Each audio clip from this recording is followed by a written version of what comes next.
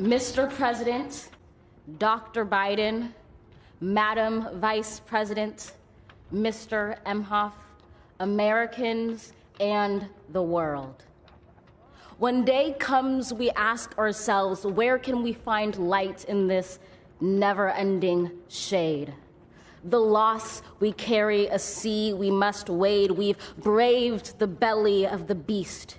We've learned that quiet isn't always peace, and the norms and notions of what just isn't always just is. And yet the dawn is ours before we knew it. Somehow we do it. Somehow we've weathered and witnessed a nation that isn't broken, but simply unfinished. We, the successors of a country and a time where a skinny black girl descended from slaves and raised by a single mother can dream of becoming president, only to find herself reciting for one.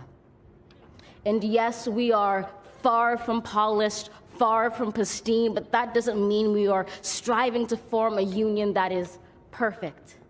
We are striving to forge our union with purpose, to compose a country committed to all cultures, colors, characters, and conditions of man.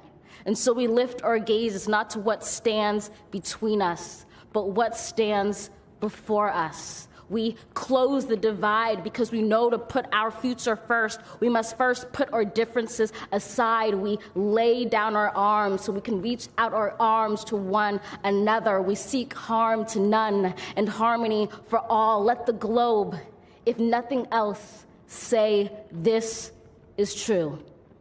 That even as we grieved, we grew, that even as we hurt, we hoped, that even as we tired, we tried, that we'll forever be tied together, victorious, not because we will never again know defeat, but because we will never again sow division.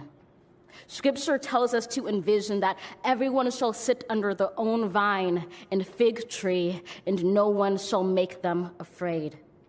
If we're to live up to our own time, then victory won't lie in the blade, but in all the bridges we've made. That is the promised glade, the hill we climb, if only we dare it, because being American is more than a pride we inherit. It's the past we step into and how we repair it.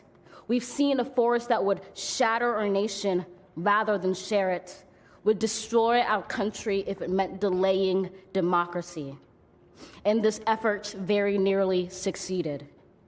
But while democracy can be periodically delayed, it can never be permanently defeated.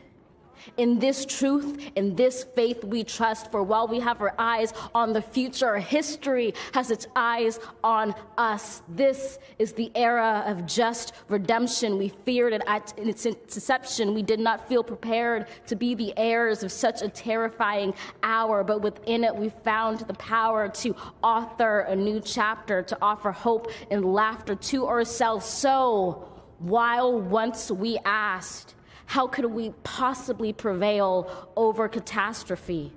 Now we assert, how could catastrophe possibly prevail over us?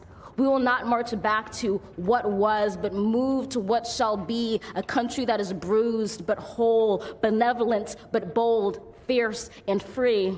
We will not be turned around or interrupted by intimidation, because we know our inaction and inertia will be the inheritance of the next generation. Our blunders become their burdens. But one thing is certain: if we merge mercy with might and might with right, then love becomes our legacy and change our children's birthright.